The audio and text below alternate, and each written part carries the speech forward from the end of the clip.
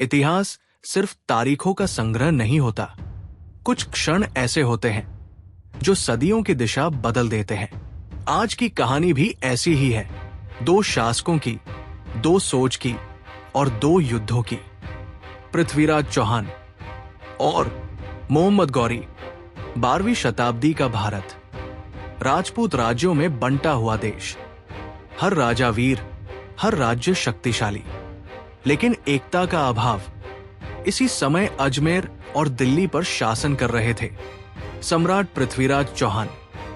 चौहान वंश का गौरव, वीरता, स्वाभिमान और राजपूत मर्यादा के प्रतीक। पृथ्वीराज केवल राजा नहीं थे, वे युद्ध भूमि में गरजते सिंह थे।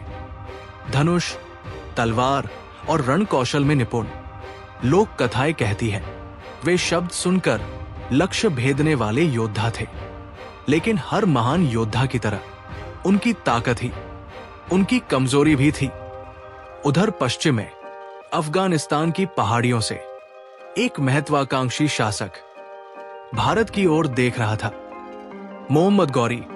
गौरी भारत को लूटने नहीं, शासन करने आया था। वो जानता था भारत तलवार से नहीं, रणनीति से जीता जाएगा। सन 1191 ईस्वी, तराइन का मैदान, आज का हरियाणा। राजपूत सेना और गौरी की सेना आमने सामने थी। युद्ध भयानक था। राजपूत हाथियों और भारी सेना के सामने गौरी की चालें विफल हो गई। मोहम्मद गौरी घायल हुआ, उसकी हार निश्चित थी। लेकिन तभी पृथ्वीराज चौहान ने उसे मारने के बजाय जीवित छोड़ दिया।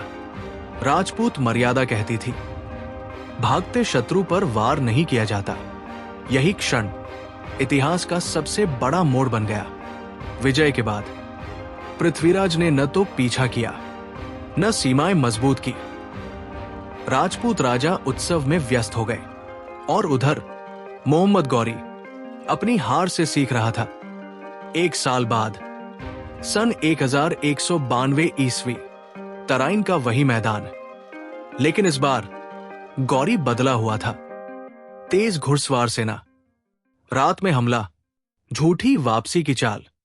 राजपूत सेना पारंपरिक युद्ध शैली में फंस गई। रणनीति ने वीरता को मात दी। पृथ्वीराज चौहान पराजित हुए, उन्हें बंदी बना लिया गया। उनके अंत को लेकर इतिहास मौन है और लोक कथाएं बोलती हैं।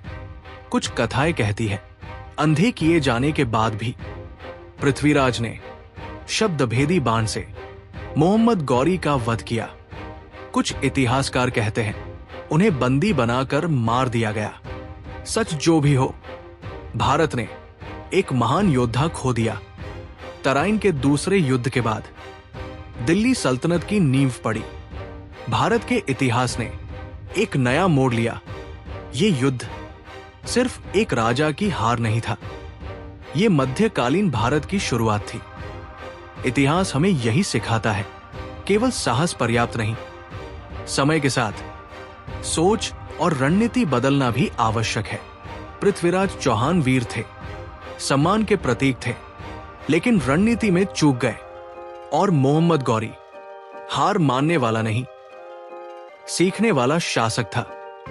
यही अंतर इतिहास लिख देता है